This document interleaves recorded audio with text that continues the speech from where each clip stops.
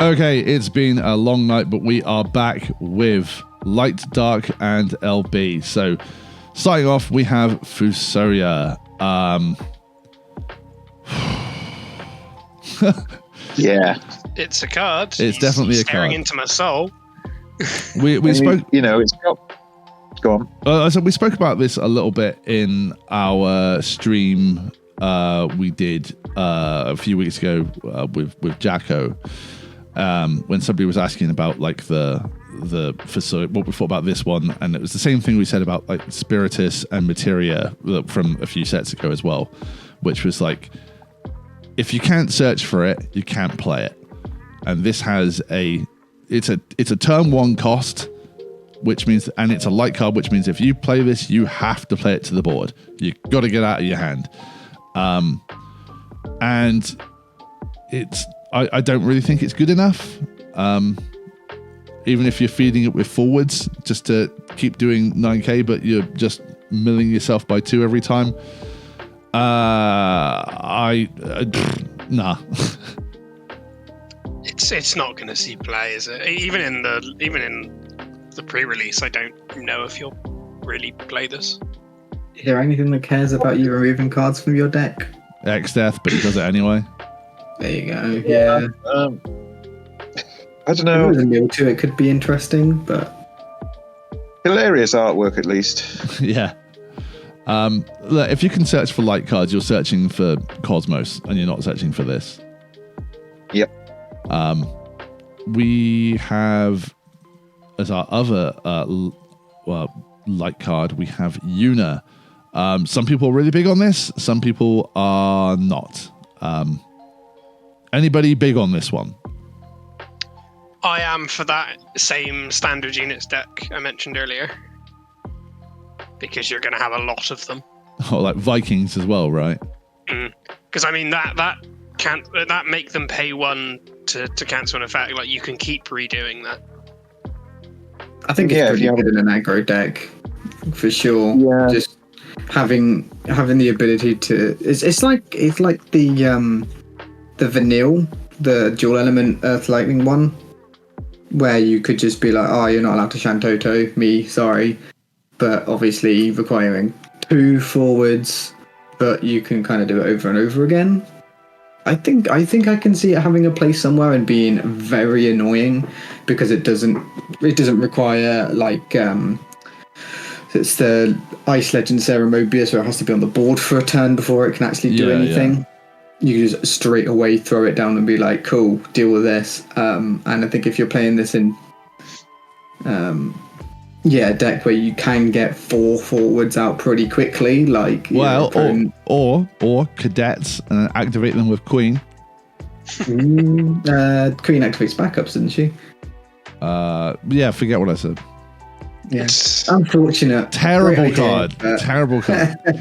I think there's certain win decks that are going to really like this as well. But like reactivate forwards reliably. Where you got Adele, which activates all of your win characters once a turn. You can just do this for free, right?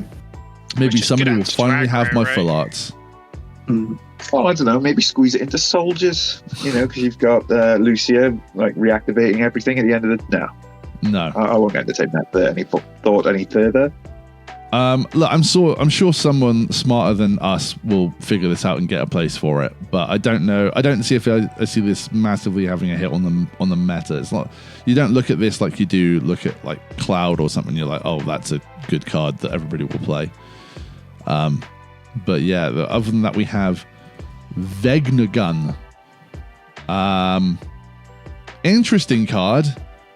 Probably not a good one, right?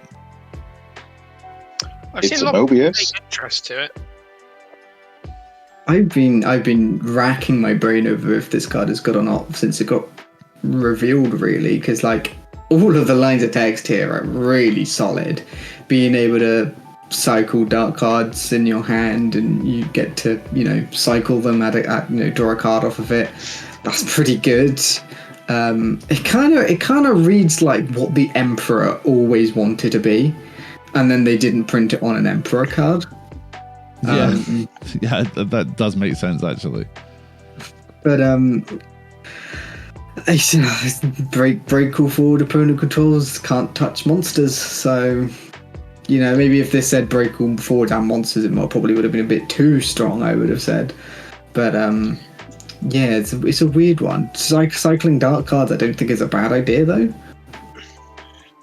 4 cost 10k as well makes it quite sticky, and obviously if you kill it, it's just playing another one. How many dark cards are you really looking to discard with this? Like, I think it's just itself. Even if it's just itself, yeah, all it means is that if you draw it, it's not a dead draw, right? No, I do. I appreciate that as well. If I have to play a dark card in my deck, is this really going to do enough? And like, again, it's going to, like, at the moment that you see one Vegna gun in the break zone, you're going to like just miss dragon it, right? Or like spot it down like Gilgamesh LB or something like that. So I don't know. Maybe just needed to also say it couldn't be removed. It doesn't seem obvious to me straight away that like this is like, oh my god, this is amazing. Like if a dark card is going to have to come with like a real certain level of power to it, and I think maybe I wouldn't feel like this way if it had some keywords, but we'll see. I guess I do like its sort of undying thing, but yeah, not massively optimistic on this one. People seem pretty keen on our spoiler though, which was Machina. I said in the video I put out that like it's probably not going to see too much play with cadets and all that sort of thing because it's like clashing with a really good name backup. But people say, I've seen people just say as well, just play it before anything else anyway, and just start getting like the haste off and everything. Or in fire decks, play it turn 1 as like a sort of Roche sort of thing, just so it can swing next turn. It's like as an aggro card, which I don't think is terrible either, to be honest. Yeah, I don't know. No, it's good when, mid to late game after you've been board wiped and you're on a considerable amount of damage, a 2 CP anytime forward which will have a decent amount of power at that point isn't bad. I mean, I think include it in your LB decks if you have fire as a one-off is probably not a terrible plan. It's cheap enough as well if you've got a cadet deck and you want to ramp off. It's just another class 0 cadet you have on field for all of those other effects that care about how many you've got. Yeah. I think being able to just chuck those down turn 1, then immediately to say you have the 1 cadet. Yeah, I think that's fine. It is a shame that it is shared the name with the 1 cost backup, which I do think is going to be kind of good if you're playing it in like tricolored off of the rem, as we said before in the other video. But yeah, always having access to a class 0 cadet after like a board wipe is not a bad thing. Or just a forward in general, like, and yeah, it's got more depth to it than it looks, I think. So it's just, again, like that time they're like, oh my god, I'm out here, but I need a blocker. Oh, actually, I've got an 8k here. Yeah. Being 2 CP, I think, is very relevant. So I think I like it, and I think it will absolutely see play, this card. 100%. Yep. Red 13, the pre-release promo. Wow, I'm not really too sure what to think about this one. I think LB2 is a heavy investment for what it does. It's coming in at a 9k haste brave first strike, and I think it goes in the soldier deck because you're playing fire anyway. You're giving stuff an extra 2k power. Oh, and I suppose, and you'll discard as well, right? Yeah. Yeah, maybe it is a secret like soldier card then. Yeah, because I think it's the only thing where you can like say quite nicely that you can go wide enough to have 3 guys, right? Yeah. Or maybe it's a sort of thing. Maybe this is the sort of thing that the Lightning Zack legend is waiting for, right? Yeah, I mean, he can be your 3rd Cat 7 forward on entry for him to gain the haste, first strike, and brave. I think this will crop up a fair bit actually in a lot of different 7 decks, not just soldiers. I think this is quite a good 7 card. And the fact it's LB, you can obviously wait for the right time. Yeah. I think it does what it says, doesn't it? Yeah, it's decent. You know, one of the best card name Red 13s. Not a high bar, but one that it's cleared nonetheless. Next, we have the Ice LBs. We have Camlanaut. If you have a Dark Forward, you can break it forward for 6. Seems pretty fair to me. I'm not sure. Synergizes with the other Ice LB, really. Yeah. It does combo with Shuyin, but I mean, Ice has got a lot of good LBs, so it's about time it had a break from that, I suppose. Arguably has the best set about generic LBs. That and Lightning, probably, right? Yeah. But yeah, it does what it says, and I'm not sure that Ice will be playing Dark Forwards, but maybe I'm wrong there. Vegna Gun in all my decks. I'm calling it now. And then you've got Shuyin, which again I see quite a lot of divided opinion with as well. So when Shuyin enters the field, you may discard 1 card, and when you do so, search for 1 Dark Forward and add it to your hand. Man, 7 CP for searching a forward. Do you think this is why we got the chaos limit we did?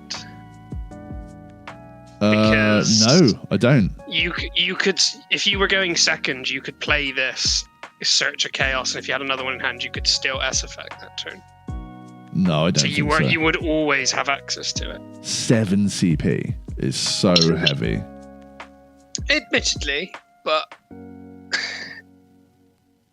there's a lot of decent options for it to get. I don't really have much more to say to it than that, other than maybe, but probably not. I 7 CP. I'll limit break 1, thank God. But like, you know, as far as like searches go, you've got like Luso, who's insane, and for mono decks has completely changed the game, right? But 7 CP to search a forward, man. I wouldn't be mad if it said character, really. But yeah, I not for me on this one. However, I really like Aerith. It's one of those deck building cards, right? So you can search for a Cloud or search for a Zac. Being in Wind, it's not super relevant, but the fact that there's Cloud backups in Fire and Earth, you know, I don't dislike that at all. No. I think this will see an adequate amount of play. It's interesting, you know, you've got the protection effect as well, which isn't bad. I'd quite like it. I think I'd quite like it with the Legend Yuffie, because the Legend, obviously with the Legend Yuffie, you play this and then you play the backup Cloud that's going to search a Yuffie that's in your break zone. Oh, no, search a Yuffie. Oh, it's something it's got to be on the field, isn't it? And then you search for something of the same cost as that. So that means that you can get the Yuffie S effect and stuff like that, which is nice lines of play and everything. So it's also pretty good for Cloud Pod, right? Like this searches your Cloud Pod, and then it turns. Then Cloud turns this into like the new Barrett, for example. Yeah, absolutely. Yeah, they've now got a 4 cost and a 5 cost LB for Cloud Pod. Oh, that's right. And a 3 cost, you got Zac. I hadn't even considered turning this into Barrett. 3, 4, and 5, yeah. Mm-hmm. Yeah, this to search your Cloud Pod to go straight into Barrett is pretty gross. Yeah. Again, a lot of split decision on the Emperor. Our friend James Bulge from the Baiting Stick Bahamas was really big on this one in our Discord, calling it the Max C of FFTCG. I do not think it's that level of power at all. It's not that, but it is a good wind LB that, like, what else were they going to play? So I think there's a lot of good to say about this card, where, like, you know, both effects don't limit you to once a turn, for example. You can get a lot of draw off of this. You really could, if you play it early enough and, you know, But if the thing is like, I mean, you've got to wait to play this card. If you just blind dump this and your opponent's playing Mono Ice, then you've just lost the game in the spot, right? There's nothing you can do to come back from playing this card. It obviously, it's good. It could be. I think it's good in the early mid game. Like as your opponent, like maybe from like turn 2, turn 3, if you can curve this down, like I don't know, you play a backup turn 1 and then turn 2 you've got another even costed backup, then sure, you could probably play this down. I think the Limit Break 2 sounds bad, but then you got to think what are Wynn's other options for Limit Break cards, and you're like, maybe Limit Break 2 isn't actually that much of a stretch, really. Maybe don't play this against soldiers either. Yeah, so I think this card is going to be I think it's going to be just as divisive in game as it is on talking about it on Discord, right? I think there's going to be a surprising amount of skill of when you want to play this card. Yeah. I don't think you're playing. I think you'll probably have one in your limit break zone, and then that's it, right? I think if you play it too late, though, I'd say like if you play it too late, your opponent's done all their searching. But if you play it too early, that means that you're not building your own board in Wind, which you have to be doing. And then recursion, that's really more only really an Earth thing more than anything else. So, it's a tough one to really pass. You get one draw off of this, then it's a worse Leo. If you get 2 draws off of this, then it's a slightly better Leo. The way I see it, I think it's most likely to draw in most games maybe one card. So I'm not massively impressed. The big thing with this compared to Leo, though, is that Leo gives you that card instantly, right? Yeah, right. It doesn't even matter that it's guaranteed. It's the for fact limit that, break 1. On your turn, you've drawn dead. Like you've drawn 2 cards that do absolutely nothing. You draw that third card with a Leo. Boom, you're happy with life, right? Or maybe or like with Fire Water Warriors, you want to play Axstar, but you're just a little bit off on trying to kill something with the Axstar entering as well. You play the Leo, get that card back to your hand, and then boom, the Axstar manages to kill the thing that you needed to kill, right? Yeah. So I don't think this is a replacement for Leo. I think it's got its use cases. I think it will be good, and I think this is going to be played quite a lot in Wind decks. But I also do agree with a lot of your points where it's like, yeah, if you spend 3 CP on this, that's probably 2 backups that you haven't played that turn instead, right? Yeah, exactly. Moving into next, we have Sarah Mobius, because again, this is the only names we're allowed to have from Mobius. What's she do? When Sarah Mobius enters the field, reveal the top 4 cards of your deck and add 1 category Mobius card into your hand, put the rest into the break zone. This isn't going to see play, is it, boys? Probably not. Somebody who has tried to play Mobius before, this doesn't excite me. I will say it does say card, and there's a lot of good Mobius summons. Oh, yeah, okay, sure. It does say card. Okay. Not that I think that is an interesting caveat. Enough. I don't know that quite takes it over the edge, but yeah. I mean, if you rebuild your Mobius deck pool, it's going to be in your LB deck probably. Yeah. But, not a reason to not chuck it in because there's no reason not to, but it's never going to be a card that you're going to build around. No.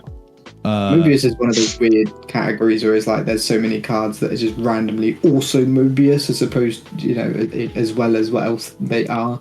Yeah. So I think you could be pleasantly surprised with how many Mobius cards you might be running in a deck, but yeah, interesting one for sure. Next up we have Yang. We have Monk support, but it's called Yang, and it almost does exactly what Yang does in the deck. Almost. Because, Limit Break 1, pretty good. 5 CP, not bad. Brave, really good. But when he enters the field, you may play 1 forward of cost equal to or less than the number of monks you have on the field from your hand. it doesn't say that you have to play a monk, which is really interesting. You can have him and 3 other monks and play Warrior of Light. You can play Clive. You can play something like that. So there is a lot of space for what this can do, especially if you're playing like Fish's monk deck, where he's got like minimum 7 monks on the board, so you can literally play anything. This I think is going to surprise some people. There's going to be someone out there, and I hope it's Fish, to make really good use of this card. You know, the fact that you can play any forward is, there's something there that I'm not clued in on, but I'm going to get surprised by, and I can't wait. Yeah, it's going to do well. There's no there's no reason it can't. Not too much to say about that, but interesting stuff. Dragoon support in the LB for a 9 CP Kane, but he doesn't cost 9. He costs 4, because if you have 3 or more drop Dragoons, he only costs 4. And if you're playing Dragoons, he will cost that. Yes. When he enters the field, choose one 14 in your break zone, add it to your hands. Nice to get Freya SFX back. Look, Kane is the most famous Dragoon in the Final Fantasy series, and Kane is one of the least contested names in Dragoon decks. It's absolutely insane. There are the only Kane that really sees play in Dragoons at the moment is like the back attack backup, and that's like it. So you want to play Dragoons, you can play this card. Swap that for this. Yeah, absolutely. I think this is enough to give Dragoons a little bit more life as well. I don't hate the deck at all. I think it's pretty good. Just if you're thinking of playing it, don't play Alice. Play all the good cards instead. Well, the thing is, I think because of this card alone, I will be making another Dragoon deck at the start of this Opus just for fun. Yeah, me too. Me too. 100%. Obviously the in-deck build doesn't change too much, other than like making some room for new backups, but because obviously if you can't have the Kane backup, you just play something else, but obviously just put one of the standard units up, right? I haven't tried Luso in Dragoons, to be honest, and that seems pretty crazy, right? Yeah, and yet another LB1 good card for it. I don't know, I'm quite keen to see how this goes and see what you can do with it, and if it adds that final layer of consistency that Dragoons needed to be beyond tier 2 at best. We'll see. Next up we have Sephiroth. I don't get this card at all. I do not think it's good remotely. I'd love for someone to show me something I'm completely missing. But Limit Break 4 is hefty, and the Lightning Limit Break cards are all really good, which means that if you're playing this, that's 5 out of your Limit Break deck, which means you've got 1 LB2 left, and that's practically it. Maybe an LB1, just depending on what you want to do. But this has to be the game ender, and you've probably had to play more LB cards throughout the game than the time it would have taken you to do this. But when he enters, he dulls all the forwards other than Sephiroth. And then at the end of each of your turns, you choose one dull forward other than Sephiroth and break it. So he's only going to kill one guy, despite the fact that he dulls the board on entry. On attack is really nice. But still he has to be the last attacker, right? So yes. You're going for lethal with monsters, I think. Yeah, maybe. But then again, he's a lightning card, so... Spectral Keeper, baby. Yeah. But everyone's saying like, is that... Go on. Oh, everyone's saying like, we'll just give him haste, and I say he costs 8. How many cards have you got in your hand? Like, one thing, 2 things actually. First of all, the negative at the end of each of your turns, you have to break a dull forward. So if you're not careful, you'll have to start breaking your own stuff. Oh man. And another interesting positive to end on. This is dull all forwards, non-targeting. Pair that up with the Mateus summon that freezes all forwards, non-targeting. And suddenly, you've got a non-targeting full dull freeze of forwards, which I think is not to be ignored. I think that could possibly come up one day. Yeah, and then they enter combat phase, and Refia activates all Warriors of Light. Oh yeah, if you're playing Refia, you've lost earlier anyway. But if they're not, you know, I can see him being a one-of in several of my LB decks. Whether he gets cast is a different question. I think there's a few situations where I would. Again, as a avid Lightning player, I don't play Edge, and Edge I would say does a little bit more than this, and it's just LB4. You can't afford that at all, especially for something that does not win the game. It's I've got like really tight room in the Lightning LB as it is, and I don't know. I don't see it. Speaking of don't see it, Graf. Wow. Okay. A Ground General. I don't get why it makes you kill one of your own boards. Yeah. And it's only 4k down on attack. Look, Water decks didn't need this, and neither does he really do anything for Water decks. Like, is there anything to say about this? Well, this is a hero. Man, this is going to suck, isn't it? Like, I'm waiting to hear that somebody played it and then their opponent board wiped all of their other forwards on the stack, so it then immediately removed itself. Yeah, I was just about to say that. Oh, look, he has to choose himself. That's funny. Yeah, that's could Graf not say enters or attacks for the 4K? Mm-hmm. You know, whatever. It could have done. Leonora, who looks a bit like Bon Jovi. It's just Noctis we have at home, right? Significantly worse. 2K, yeah. It's not even get anything back. It's specifically a Cat 4 forward. Not a Cat 4 character. No, the limitation on it means this doesn't allow for less limitations elsewhere. No. I don't get why it's so much worse than Noctis.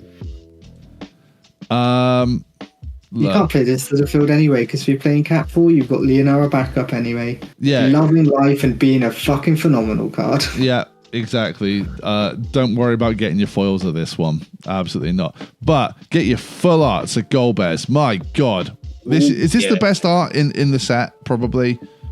I like it. Phenomenal looking full art. I'd still go with the Cloud. Oh, all right. Limit Break 2, which means you can play this guy twice, right? So he's always going to be there. And for 1 and X, you can search for one job Archfiend of cost X and play it to the field. You can use this ability once per turn, but not only in your turn.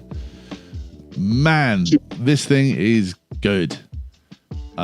We haven't talked about the Archfiends yet. We will go through them one by one, but man, playing any Archfiend at summon speed is pretty cool. What an interesting use of Limit Break as well, as something that, like, using it to its fullest. Like, it's an extra deck which you can do extra things with. I don't know. It's super cool. I love it. I'm gonna be building around this. Anybody dislike this card? Probably not. No. So looking at them first, we have Rubicante, EX Burst, 8k. When Golbez attacks, choose one forward and deal it 8k damage, which is cool because that also means that, like, the